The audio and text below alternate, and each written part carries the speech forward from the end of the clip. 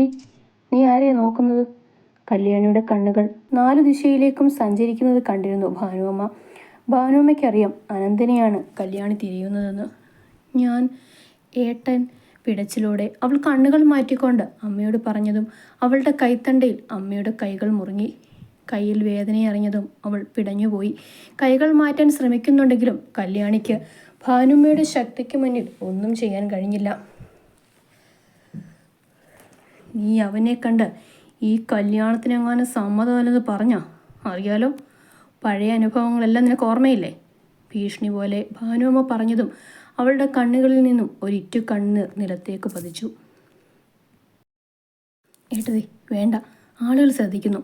ചേട്ടത്തിയുടെ ഈ പ്രവൃത്തി ഒന്നും ഇഷ്ടപ്പെടാതെ ഭാനുവമ്മയുടെ കൈകൾ ജലജ ആരും കാണാതെ കല്യാണിയിൽ നിന്നും അകറ്റി മാറ്റി. നീയും ഈ പെണ്ണിൻ്റെ താളത്തിനത് തുള്ളിയാ? ഭീഷണി പോലെ ജലജയോട് പറഞ്ഞുകൊണ്ട് ഭാനുവമ്മ അവിടെ നിന്നും നീങ്ങി. അതേസമയം തന്നെയാണ് അകത്തു നിന്നും ഡ്രസ്സ് മാറി അനന്തൻ പുറത്തേക്ക് വന്നത്. പുറത്തേക്ക് വന്നവൻ അണിഞ്ഞൊരുങ്ങി നിൽക്കുന്ന തൻ്റെ അനിയത്തിയെ കണ്ടതും നിറമിഴികളോടെ അവിടെ അടുത്തേക്ക് ഓടി വന്നു. മോളെ കല്ലു, എന്തിനാ മോളെ സമ്മതിച്ചത്? ഏട്ടനോട് പറയേ ഈ കല്യാണത്തിന് സമ്മതമല്ലെന്ന്. തൻ്റെ അനിയത്തിയോട് കവളുകളിൽ അരുമയോടെ പിടിച്ചുകൊണ്ട് നനവൂർന്ന മിഴികളാലെ അനന്തൻ കല്ലുവിനെ നോക്കി. എനിക്ക് സമ്മതം ഏട്ടാ. ഏട്ടൻ എന്തിനാ കരയുന്നേ? എൻ്റെ ഏട്ടൻ കരയരുത്, അത് ഈ കല്ലുവിന് സഹിക്കില്ല. കവളിൽ വെച്ചിരിക്കുന്ന ഏട്ടൻ്റെ കൈകളിലേക്ക് അവളുടെ പിടുത്തം വീണുകൊണ്ട് ചെറുപുഞ്ചിരിയോടെ അവൾ ഏട്ടനെ നോക്കി. എന്തിനാ എൻ്റെ മോള് മനസ്സിലെ വേദനകൾ അടക്കി പിടിച്ച് സംസാരിക്കുന്നത്? എൻ്റെ മോളുടെ കൂടെ ഏട്ടനില്ലേ? പിന്നെ എന്താ? അനന്തന് ഉറപ്പുണ്ട് തന്നെ ഓർത്തുകൊണ്ട് മാത്രമാണ് കല്ലു ഈ കല്യാണത്തിന് സമ്മതിച്ചെന്ന്. ആ വേദന അവനെ കൊല്ലാതെ കൊല്ലുകയാണ്. എനിക്ക് സങ്കടമൊന്നുമില്ല ഏട്ടാ, ഏട്ടന് തോന്നുന്നതാ. ദേ, എല്ലാവരും ഏട്ടനെ നോക്കുന്നു. നിറഞ്ഞു തുളുമ്പാനായ മിഴികൾ തൻ്റെ ഏട്ടനിൽ നിന്നും മാറ്റിപ്പിടിച്ചുകൊണ്ട് അവൾ അങ്ങ് അകലെയുള്ളവരെ നോക്കി പറഞ്ഞു. കല്ലു, നീ എൻ്റെ മുഖത്തേക്ക് നോക്ക്. അവളുടെ മുഖം തൻ്റെ നേർക്ക് തിരിച്ചു അനന്തൻ. മിഴികളിൽ നിന്നും ഉതിർന്നു വീഴാൻ നിൽക്കുന്ന കണ്ണുനീർ തുള്ളികളോടെ ചെറുപുഞ്ചിരിയോടെ നിൽക്കുന്നവൾ. ഒരു വേള അനന്തൻ്റെ ഹൃദയം ഒന്ന് നിലച്ചുപോയി. തൻ്റെ അനിയത്തിയെ ഈ ഒരവസ്ഥയിൽ ഒരിക്കലും കാണാൻ കഴിയുമെന്ന് അനന്തൻ നനച്ചതല്ല. എന്താ അനന്ത അവിടെ? ഏട്ടനും അനിയത്തി ഒരുമിച്ച് നിൽക്കുന്നത് കണ്ടതും ഭാനുവമ്മ അവരുടെ അടുത്തേക്ക് വേഗം വന്നു. നിന്നെ മറ്റുള്ളവർ അന്വേഷിക്കുന്നുണ്ട്, നീ അവരുടെ അടുത്തേക്ക് പോകാൻ നോക്ക്. ദേഷ്യത്തോടെ കല്യാണിയെ ഒന്ന് നോക്കിക്കൊണ്ട് അനന്തനോട് ചീറിപ്പറഞ്ഞു ഭാനുവമ്മ. അമ്മേ, മോൾക്ക് കല്യാണത്തിന് അനന്തൻ പറയാൻ തുടങ്ങിയതും ഭാനുമതി കൈ ഉയർത്തി തടുത്തിരുന്നു. അനന്ത, നീ എനിക്ക് വാക്ക് തന്നതാണ്. നീ ഒരു അധ്യാപകനല്ലേ? നിനക്ക് വാക്കിൻ്റെ അർത്ഥം എന്താണെന്ന് അറിയില്ലേ? ഇവൾക്ക് ഈ കല്യാണത്തിന് സമ്മതമാണെന്ന് എല്ലാവരുടെയും മുന്നിൽ വെച്ചാണ് പറഞ്ഞത്. ഇനി അത് മാറ്റി പറയാൻ നിൽക്കണ്ട. നാളെ നീ മിത്രയുടെ കഴുത്തിൽ താലി കെട്ടും. ഇവൾ വംശിയുടെ താലിയും ഏറ്റുവാങ്ങും. അതിലൊരു മാറ്റവും ഉണ്ടാവില്ല.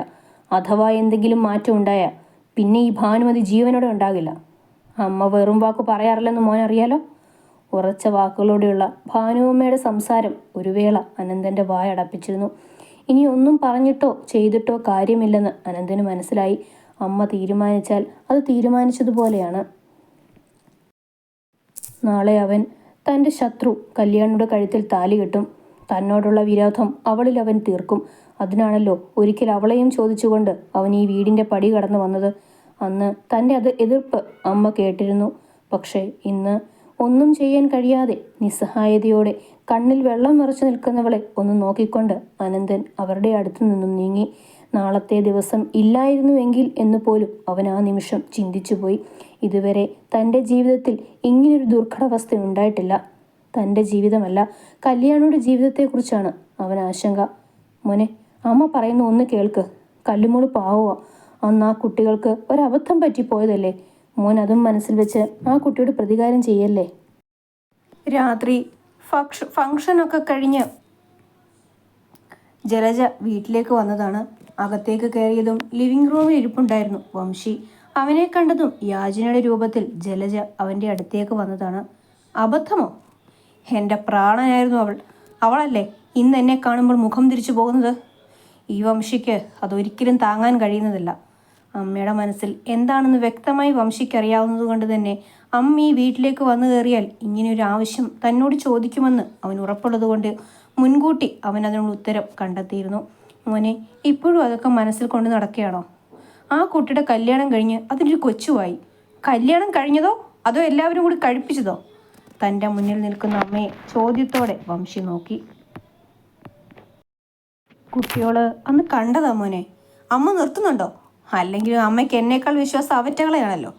അമ്മ എന്തു പറഞ്ഞാലും ശരി, നാളെ ഞാൻ ആ പെണ്ണിൻ്റെ കഴുത്തിൽ താലി കെട്ടും. അവളേക്കാൾ വയസ്സിന് മൂപ്പുണ്ടെന്നേ ഉള്ളൂ. വേറെ എന്ത് കുറവാണ് ഈ വംശിക്കുള്ളത്? അമ്മ തന്നെ പറയേ, വേറെ എന്ത് കുറവാണ് എനിക്കുള്ളത്? അമ്മയുടെ നേർക്ക് നിന്ന് അമ്മയുടെ കണ്ണുകളിൽ നോക്കി അവൻ ചോദിച്ചു. എന്നാൽ ജനനജിക്ക് മനസ്സിലാകുന്നുണ്ട് അവൻ്റെ കണ്ണുകളിൽ തീ ആളിക്കത്തുന്നുണ്ടെന്ന്. ആ നോട്ടത്തിലുണ്ട് കല്യാണിയോടും അനന്തനോടുമുള്ള അവൻ്റെ ദേഷ്യം. നാളത്തെ ദിവസം കല്യാണിയുടെ കഴുത്തിൽ താലിയല്ല, നേരെ മറിച്ച് കൊലക്കയറാണ് വീഴാൻ പോകുന്നതെന്നും വംശിയുടെ കണ്ണുകളിലെ പകയിൽ ജലജ മനസ്സിലാക്കി. എന്തായാലും എനിക്ക് സമാധാനമായി. ആ പെണ്ണ് ഇവിടേക്ക് വരില്ലല്ലോ. രാത്രിയിലുള്ള ഫംഗ്ഷനൊക്കെ കഴിഞ്ഞ് ശാരദയെല്ലാം എടുത്തു വെച്ച് കിടന്നുറങ്ങാൻ സമയമാണ് തൻ്റെ അടുത്ത് കിടക്കുന്ന അനിയത്തിയോട് പറയുന്നത്. കല്യാണിയുമായി മനുവിൻ്റെ വിവാഹം ഉറപ്പിച്ചപ്പോഴേ കല്യാണിയെ മരുമകളായി സ്വീകരിക്കുന്നതിൽ നല്ല തൃപ്തിക്കുറവുണ്ടായിരുന്നു ശാരദയ്ക്ക്. അനന്തൻ്റെ പെങ്ങളാണെങ്കിലും അനന്തൻ്റെ അമ്മ ഇപ്പോഴും അവളെ അംഗീകരിച്ചിട്ടില്ല. ഭർത്താവിൽ മറ്റൊരാൾക്കുണ്ടായ മോളല്ലേ. അതുകൊണ്ട് ഭാനുവമ്മയുടെ ഇഷ്ടക്കേട് നല്ലതുപോലെ ശാരദയ്ക്ക് അറിയാവുന്നതാണ്. ഇന്നല്ലെങ്കിൽ നാളെ തൻ്റെ മകന് അതൊരു ദോഷമായാലോ? സംഭവം ചെമ്പകശ്ശേരിയിലെ സ്വത്തുക്കൾ തന്നെ. എനിക്ക് നല്ലതുപോലെ കല്യാണിയെ ബോധിച്ചിരുന്നു ചേച്ചി. ചേച്ചിക്കെന്താ ആ കുട്ടിയോട് ഇത്ര നീരസം? കിടന്നിടത്തു നിന്നും ചെരിഞ്ഞുകൊണ്ട് തൻ്റെ ചേച്ചിയെ നോക്കി സുമ. എനിക്കെന്തോ ആ കൊച്ചിനെ അത്ര പിടിക്കുന്നില്ല. മനുവിന് ആ പെണ്ണെ അത്രയും ഇഷ്ടമായതുകൊണ്ടാണ് ഞാൻ ഈ കല്യാണത്തിന് സമ്മതിച്ചത്. എന്തോ ദൈവാനുഗ്രഹം കൊണ്ട് അവളുടെ ജാതകത്തിൽ ദോഷവും വന്നു. മനു തന്നെ കല്യാണത്തിൽ നിന്ന് പിന്മാറുകയും ചെയ്തു. ഇനി മിത്രമോളുടെ കല്യാണം കൂടി കഴിഞ്ഞിട്ട് വേണം ആ കല്യാണിയെ ചെമ്പകശ്ശേരിയിലേക്ക് അടുപ്പിക്കാതിരിക്കാൻ, ഭാനുവിനെ പിരികേറ്റാൻ വേണ്ടി. കഷ്ടമുണ്ട് കേട്ടോ ചേച്ചി. ആ കൊച്ച് എവിടെയെങ്കിലും പോയി ജീവിച്ചോട്ടെ. എന്തിനാ അതിനോട് ഇങ്ങനെയൊക്കെ ചെയ്യുന്നത്? തൻ്റെ ചേച്ചിയുടെ മനസ്സിലുള്ളത് അറിഞ്ഞതും സുമ നീരസത്തോടെ ശാരദയെ നോക്കി. നിനക്കറിയോ സുമേ, ചെമ്പകശ്ശേരിയിൽ സ്വത്തുക്കൾ എത്രയുണ്ടെന്ന്? എല്ലാം ഇനി എൻ്റെ മോളും മിത്രയ്ക്ക. ഒരു കാരണവശാലും ഒരു തരി പോലും ആ കല്യാണിക്ക് കിട്ടാൻ അനുവദിക്കരുത്. അതിനുള്ള മാർഗം ഭാനു തന്നെയാണ്. ഞാനൊന്നും പറയുന്നില്ലേ ചേച്ചി. ചേച്ചി എന്തെങ്കിലും ചെയ്യും. ഒരു കാര്യം മാത്രം ചേച്ചിയുടെ ഓർമ്മയിൽ വേണം, മിത്രമോളുടെ ജീവിതം. അത്രയും പറഞ്ഞുകൊണ്ട് നേരെ എതിർവശത്തേക്ക് ചരിഞ്ഞു കിടന്നു സുമ. അല്ലെങ്കിലും തൻ്റെ ചേച്ചിക്ക് പണ്ടേ സ്വത്തുക്കളോടും പണത്തിനോടുമാണ് ആർത്തിയെന്ന് സുമയ്ക്ക് നല്ലതുപോലെ അറിയാവുന്നതാണ്. അതുകൊണ്ടാണല്ലോ ഏട്ടൻ്റെ മകളെ കൊണ്ട് മനുവിനെ കല്യാണം കഴിപ്പിക്കാൻ ചേച്ചി നോക്കിയത്. എന്തോ ഭാഗ്യത്തിന് ഏട്ടൻ്റെ മോൾക്ക് മനുവിനെ കല്യാണം കഴിക്കാൻ താല്പര്യം ഉണ്ടായിരുന്നില്ല. ഇല്ലെങ്കിൽ ആ കുടുംബത്ത് കയറിയും ചേച്ചി പ്രശ്നമുണ്ടാക്കിയേനെ. തൻ്റെ ചേച്ചിയെക്കുറിച്ച് ഓരോന്നോർക്കുമ്പോൾ സുമയ്ക്ക് പുച്ഛം തോന്നിപ്പോയി. എനിക്ക് ഉറപ്പുണ്ട് അനന്തേട്ടാ, വംശി കല്യാണിയുടെ പക തീർക്കും. വേണ്ടായിരുന്നു ഈ കല്യാണം. രാത്രിയിലുള്ള പരിപാടിയൊക്കെ കഴിഞ്ഞ് കിടക്കാൻ നേരമാണ് മിത്ര അനന്തനെ കോള് ചെയ്യുന്നത്. സന്ധ്യയ്ക്ക് അനന്തൻ്റെ വീട്ടിൽ നിന്നും വന്ന് പറഞ്ഞതിന് ശേഷം വീണ്ടും ഫംഗ്ഷൻ തുടരുകയായിരുന്നു വാര്യത്ത്. അതിനിടയിൽ വംശി കല്യാണിയുടെ കഴുത്തിൽ നാളെ താലി കെട്ടുമെന്നും മിത്ര അറിഞ്ഞിരുന്നു. അനന്തേട്ടനും വംശിയും തമ്മിലുള്ള പ്രശ്നം നല്ലതുപോലെ മിത്രയ്ക്കും അറിയാവുന്നതാണ്.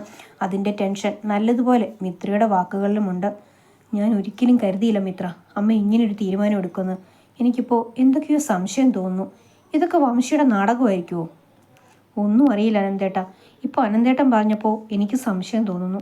അല്ലെങ്കിൽ ഇന്നലെ വരെ ഒരു പ്രശ്നവും ഇല്ലാത്തടത്ത് ഇന്ന് പെട്ടെന്നൊരു ജോലിസിന് വന്ന് ഇങ്ങനെയൊക്കെ പറയുമോ? എൻ്റെ ഏട്ടനാണെങ്കിലും ഒരു വിശ്വാസിയും. സ്വന്തം ജീവന് ഭയമുണ്ടാവും. അതാ വേഗം ഓടിപ്പോയത്. സ്വന്തം ഏട്ടനെക്കുറിച്ച് ഓർത്തപ്പോൾ അവൾക്ക് പുച്ഛം തോന്നി. തൻ്റെ ഏട്ടനിൽ നിന്നും മിത്ര ഇങ്ങനൊരു പ്രവൃത്തി പ്രതീക്ഷിച്ചില്ല. കല്ലുവിൻ്റെ അവസ്ഥയാണ് എനിക്ക് കാണാൻ കഴിയാത്തത്. എൻ്റെ മുന്നിൽ ചിരിച്ചു കാണിക്കുക മോള്. എനിക്കറിയാം അവളുടെ മനസ്സ് ഉരുകിത്തീരുന്നുണ്ടാവും. നമുക്ക് വേണ്ടിയാണ് അവൾ സ്വന്തം ജീവിതം പാഴാക്കുന്നത്. കല്ലുവിനെക്കുറിച്ച് ഓർക്കുമ്പോൾ അനന്തൻ്റെ കണ്ണുകളിൽ നിന്നും നീര് പൊടിഞ്ഞു. ഇപ്പോഴും കണ്ണിൽ വെള്ളം നിറച്ച് പുഞ്ചിരിയോടെ നിൽക്കുന്ന തൻ്റെ അനിയത്തിയുടെ മുഖമാണ്. അനന്തേട്ടാ, നാളെ വംശിയുമായിട്ടുള്ള കല്യാണിയുടെ വിവാഹം മുടക്കാൻ പറ്റുമോ? ഒരാശ്വാസം എന്നോണം മിത്ര തൻ്റെ അഭിപ്രായം ചോദിച്ചു.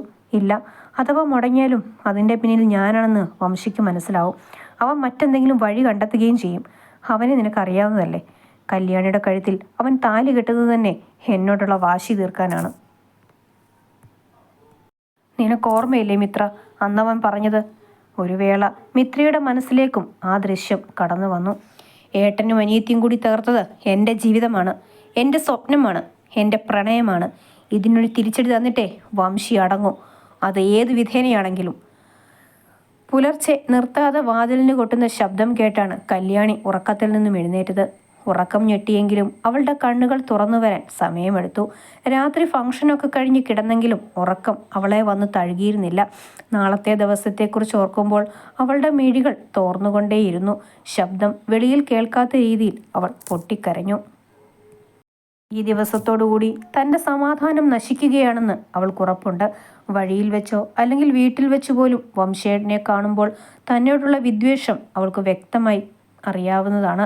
അപ്പോൾ അങ്ങനെയുള്ളയാളിൽ നിന്നും ഏതുതരം അനുഭവങ്ങളായിരിക്കും തനിക്കുണ്ടാകുക എന്ന് ഇപ്പോഴേ കല്യാണി ഉറപ്പിച്ചു. ഓരോന്നോർക്കുമ്പോൾ അവളുടെ മിഴികൾ തോർന്നുകൊണ്ടേയിരുന്നു. കരഞ്ഞു തളർന്ന് എപ്പോഴൊക്കെയോ അവൾ നിദ്രയെ പുൽകുകയായിരുന്നു. ഉറക്കമൊന്ന് പറ്റി വന്നപ്പോഴാണ് വാതിലിൽ കൊട്ടുന്ന ശബ്ദം കല്യാണി കേട്ടത്. കണ്ണുകൾ വലിച്ചു തുറന്ന് തൻ്റെ ഇടുപ്പ് വരെയുള്ള മുടി കെട്ടിക്കൊണ്ട് അവൾ ബെഡിൽ നിന്നും ഇറങ്ങി. അപ്പോഴും നിർത്താതെ വാതിലിന് കൊട്ടുന്നുണ്ടായിരുന്നു. എത്ര നേരമാടി വിളിക്കുന്നു? കല്യാണി വാതിൽ തുറന്നതും ഈർഷ്യയോടെ നിൽക്കുന്ന അമ്മയെയാണ് കണ്ടത്.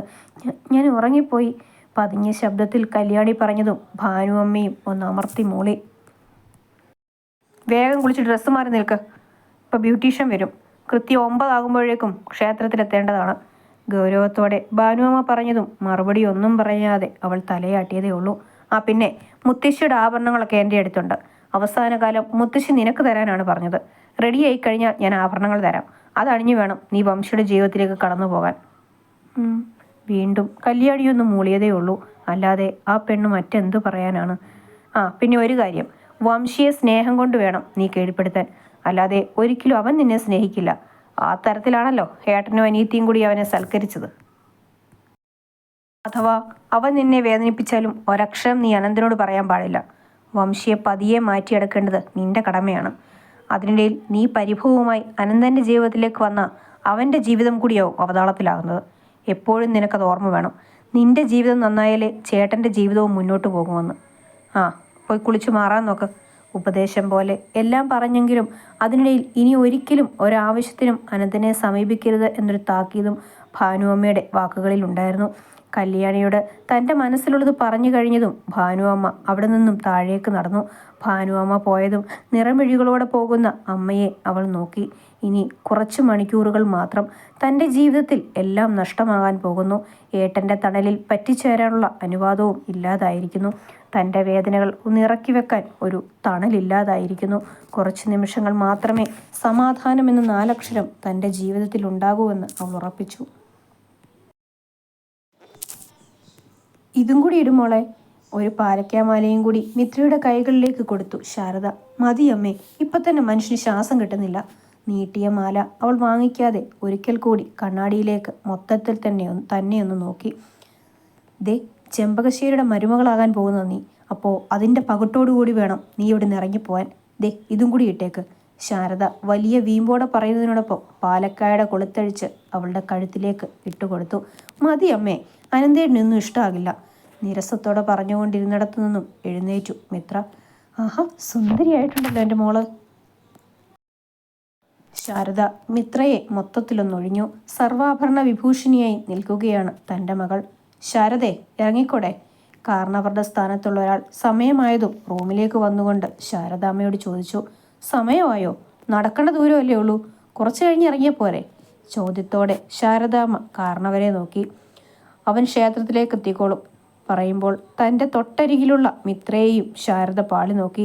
ഏട്ടൻ്റെ പേര് കേട്ടതും നുരഞ്ഞു പൊന്തിയ ദേഷ്യത്തോടെ നിൽക്കുകയാണ് മിത്ര. മിത്രയുടെ മുഖം മാറിയത് കണ്ടതും പിന്നെ ശാരദ ആ വിഷയം അവൾ എടുത്തിട്ടില്ല. ഇല്ലാത്ത തിരക്ക് കൂട്ടി മിത്രയെയും കൊണ്ട് ക്ഷേത്രത്തിലേക്ക് പോകാൻ ഒരുങ്ങി ശാരദ. എല്ലാവരുടെയും അനുഗ്രഹം വാങ്ങിക്കഴിഞ്ഞെങ്കിൽ ഇറങ്ങാം. ഉറക്കെ മുത്തശ്ശൻ ചോദിച്ചതും അനുഗ്രഹം വാങ്ങാൻ ഇരുന്നിടത്തു നിന്നും കല്യാണി പിടച്ചിലോടെ എല്ലാവരെയും നോക്കി. എന്നാൽ താൻ തേടുന്ന മുഖം മാത്രം അവിടെ എങ്ങും അവൾ കണ്ടില്ല. ഇറങ്ങുന്നതിന് മുൻപ് തൻ്റെ ഏട്ടനെ ഒരു നോക്ക് കാണുവാൻ അവൾക്ക് ആഗ്രഹം തോന്നി. ചുവന്ന പട്ടുസാരിയിൽ സർവാഭരണ വിഭൂഷണിയായി അണിഞ്ഞൊരുങ്ങിയിരിക്കുകയാണ് കല്യാണി. സ്വർണത്തിൻ്റെ കാര്യത്തിൽ ഭാനുഅമ്മ പിശുക്ക് കാണിച്ചില്ല. മുത്തശ്ശി കൊടുത്തതിനേക്കാൾ കൂടുതൽ ഭാനുഅമ്മ കല്യാണിക്ക് ആഭരണങ്ങൾ നൽകിയിട്ടുണ്ട്. എല്ലാം കൊണ്ടും സുന്ദരിയായിട്ടുണ്ട് കല്യാണി. എന്നാൽ അവളുടെ മുഖത്തെ വാട്ടം മാത്രം അവളുടെ പകിട്ട് കുറച്ചു. ഭാനുവേ, മോൾ ഇറങ്ങിയിട്ട് വേണം അനന്തൻ അനുഗ്രഹം വാങ്ങി ഇറങ്ങുവാൻ.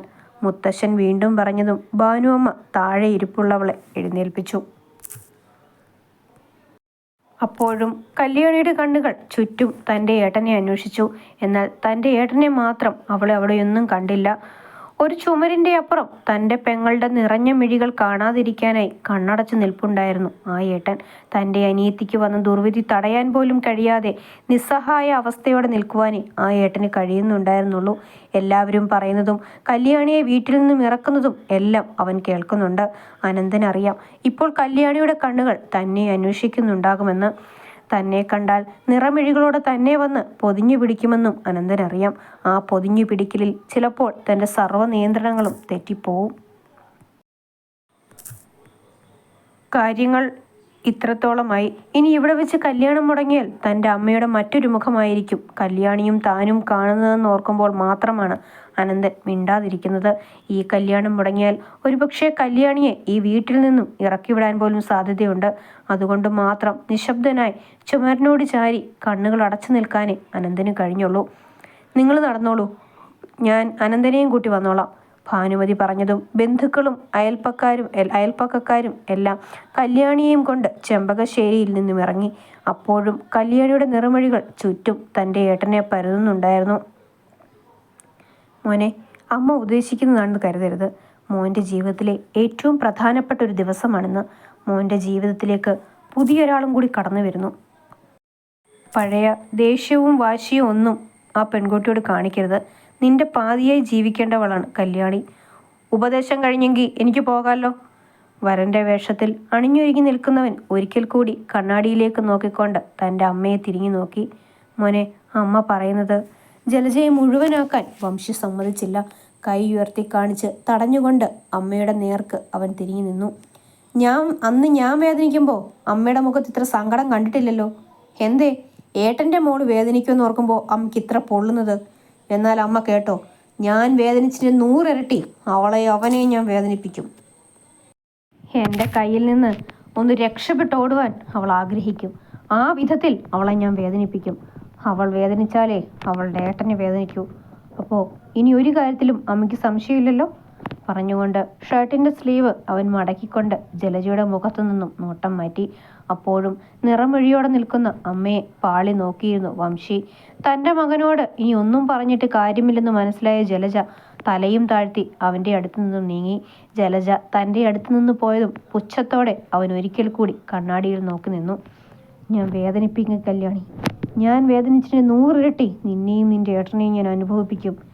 എന്നിൽ നിന്നും ഓടി രക്ഷപ്പെടാൻ ആഗ്രഹിക്കുന്ന രീതിയിൽ ഞാൻ നിന്നെ വേട്ടയാടും. ശാരീരികമായും മാനസികമായും വേദന കൊണ്ട് നീ കളയും. നീ വേദനിച്ചാൽ മാത്രമേ നിന്റെ ഏട്ടന് നീറി ഒടുങ്ങൂ. നിങ്ങളാൽ നഷ്ടപ്പെട്ട എൻ്റെ പ്രണയത്തിൻ്റെ പ്രതികാരം അതെനിക്ക് നിങ്ങളിലൂടെ തീർത്താലേ മതിയാകൂ. ഇല്ലെങ്കിൽ ഈ വംശിയില്ല. ഒരു തെറ്റും ചെയ്യാത്ത ഒരു പാവം പെണ്ണിനെ എല്ലാവരുടെയും മുന്നിൽ വെച്ച് തരം താഴ്ത്തിയവരാണ് നിങ്ങൾ. അതുപോലെ എൻ്റെ മുന്നിൽ തല താഴ്ത്തുന്ന വിധത്തിൽ അനന്ത നിന്നെ ഞാൻ നിർത്തും. തൻ്റെ അനിയത്തിയെ ഒന്ന് കാണാൻ നീ ആശിക്കുന്ന വിധത്തിൽ നിന്നെ ഞാൻ നിർത്തും അനന്ത.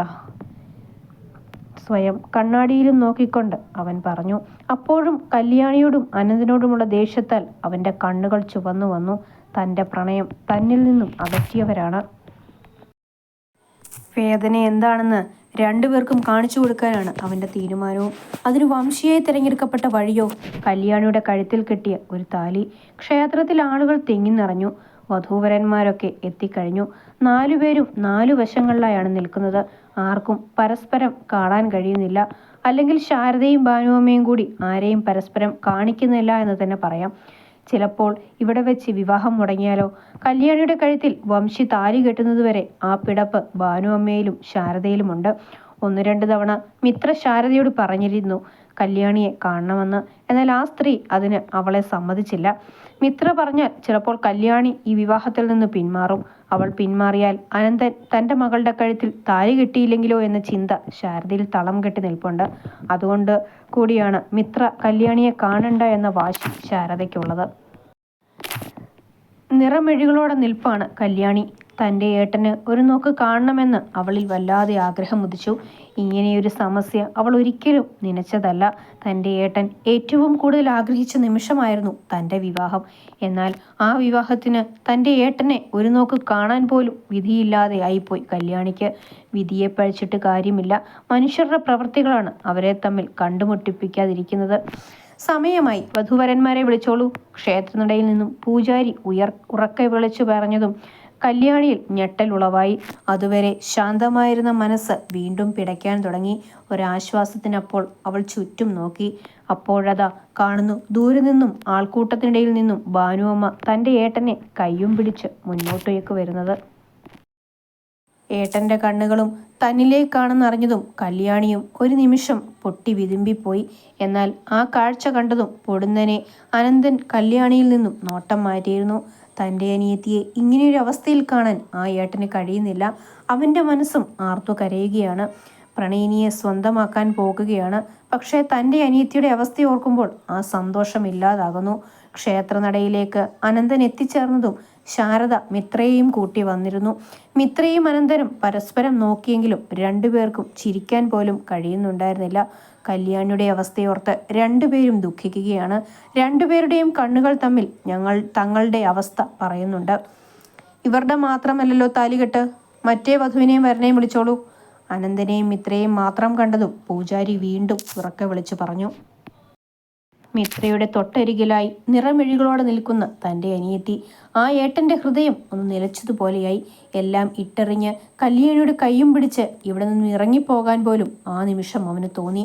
തൻ്റെ അനിയത്തിയെ സംരക്ഷിക്കാൻ കഴിയാത്തവൻ, അവളുടെ കണ്ണുനീർ തുടച്ചു നീക്കാൻ കഴിയാത്തവൻ, തന്നോടും തൻ്റെ അനിയത്തിയോടുമുള്ള പകയിൽ താലി കെട്ടാൻ മുൻപിൽ നിൽക്കുന്നവനോട് പോലും ഒന്നും പറയാൻ കഴിയാത്ത ഒരു ഏട്ടൻ്റെ നിസ്സഹായ അവസ്ഥ അനന്തൻ്റെ മുഖത്ത് പ്രകടമായി.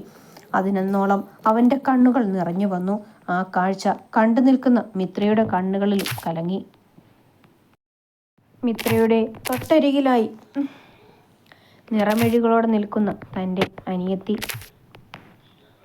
ആ ഏട്ടൻ്റെ ഹൃദയം ഒന്ന് നിലച്ചതുപോലെയായി. എല്ലാം ഇട്ടെറിഞ്ഞ് കല്യാണിയുടെ കയ്യും പിടിച്ച് ഇവിടെ നിന്നും ഇറങ്ങിപ്പോകാൻ പോലും ആ നിമിഷം അവന് തോന്നി.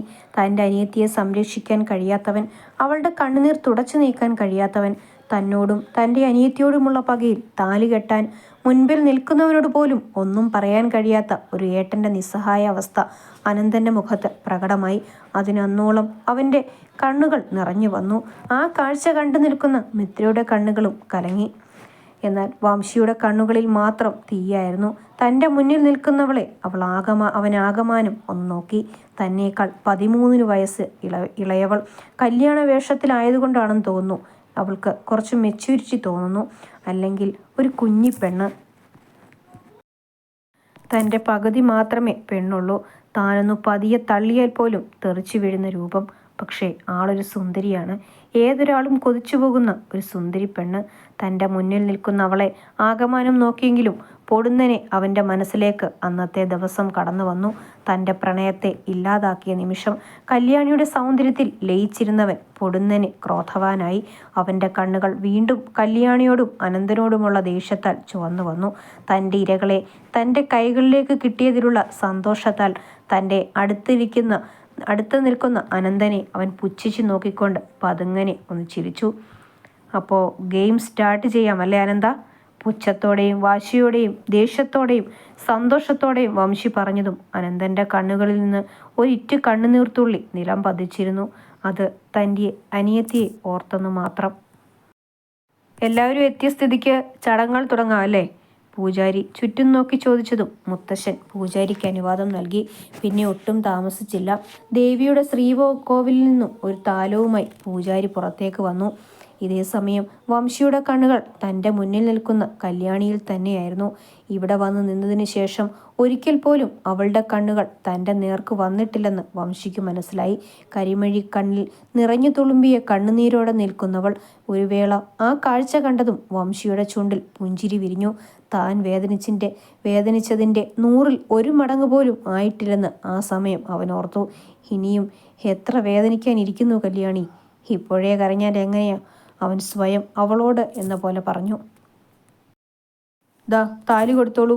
പൂജാരി പറഞ്ഞതും മുത്തശ്ശൻ മുന്നോട്ട് വന്ന് താലത്തിൽ നിന്നും താലിയെടുത്ത് വംശിയുടെ കൈകളിലേക്കും ഒരു താലിയെടുത്ത് അനന്തൻ്റെ കൈകളിലേക്കും കൊടുത്തു.